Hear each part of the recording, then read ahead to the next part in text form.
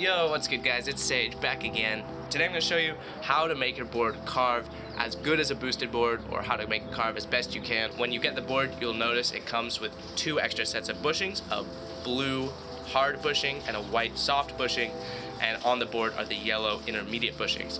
Now your first thought is going to be, if I'm a light rider, I want to put on the white bushings. If I'm a heavy rider, I'm going to want to put on the blue bushings. Don't do that. If you're a light rider, do not put on the white bushings. Absolutely whatever you do, I don't care if you weigh 95 pounds, if you put the white bushings on the rear end of this thing, there's just so much weight back here with the motors and the ESC and the trucks, and the acceleration pushes your weight back onto the rear of the board, that at any speed above 12 miles an hour with the white bushings, you're gonna get a death wobble. I have experienced this personally. The white bushings equal death wobble. So whatever weight you are, I highly recommend putting the blue bushings on the rear one. Absolutely put the dark blue bushings on the rear truck where the motors are.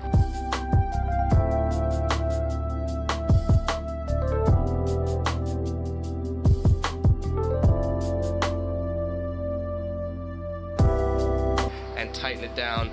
I tightened it down 3 threads. If you're lighter, leave it just tighten down maybe 1 thread. If you're heavier, tighten it down maybe 5 threads. Now on the front, I personally left the yellow bushings on with barely 1 thread peeking out. So the yellow bushings pretty much as loose as they can be. What this will do with putting a lighter bushing on the front will allow your board to still turn very well. As you can see here, the front truck turns very, very well. It almost touches the board, the front wheel, and the rear truck you see doesn't turn as well, but it's much more stable. Now I'd say about 85% of your stability on the board is in the rear truck, so you want the rear truck to be stable, and this way you get the best of both worlds. You get the stable rear truck and you get the very flexible front truck. Now if you're a very light rider, extremely light, and the yellow bushings all the way loosened don't cut it for you, then I would go up to the white bushings. For sure, you want the heavy bushings on the back. Put the heavy bushings on the back, put 1 or 2 grade lighter bushings on the front, and then your board will carve like a dream. With this setup, the board carves awesomely. The rear is stable, the front turns super well. It's kind of like one of those Carver trucks. If you know the Carver board, the front truck kind of swivels, so you get a bit of a surfboard kind of vibe. This is a similar experience to that.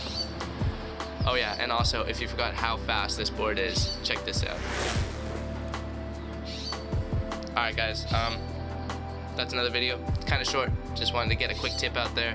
If you liked the video, leave a thumbs up. Peace guys.